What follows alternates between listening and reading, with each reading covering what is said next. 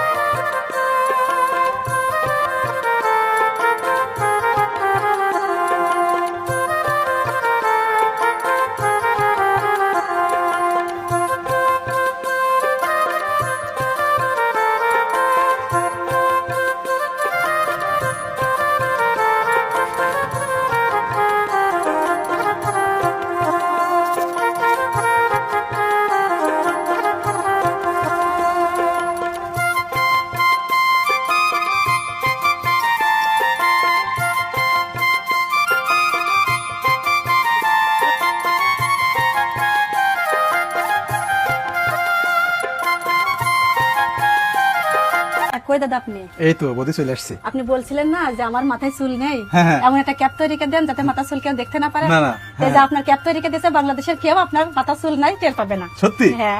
প্রিয় দর্শক, বৌদি কি তৈরি করে দিয়েছে দেখেন। এইগুলো হচ্ছে খড় এবং খেজুরের পাতা। এই যে খেজুরের পাতা দিয়ে কত সুন্দর একটা ক্যাপ কিন্তু বৌদি তৈরি করে দিয়েছে। আমার মনে হয় বাংলাদেশে তো মনে হয় আর দ্বিতীয় পিস এটা নেই বৌদি, না? না, কেউ মাথায় দেয়নি। কেউ মাথায় আপনিই দেয় না? প্রথম। তাহলে আমি একটু মাথায় দিই। হ্যাঁ, আপনি মাথায় দেন। চশমা খুলবো? হ্যাঁ, চশমা খুলে আচ্ছা, মাথায় ঠিক দেন। আছে। প্রিয় দর্শক, এটা কিন্তু আমি এবার মাথায় দেবো। এই যে ওয়াও, কত সুন্দর ক্যাপ দেখছেন। আর এরকম ইউনিক ভাবে আমার মনে হয় বৌদি ছাড়া আমার মনে হয় কেউ তৈরি করতে পারে না এরকম ক্যাপগুলো, তাই তো বৌদি? হ্যাঁ। কতদিন টেকসই হবেন বৌদি? তা তো হবে 2-3 বছর যাবে। 2-3 বছর যাবে না?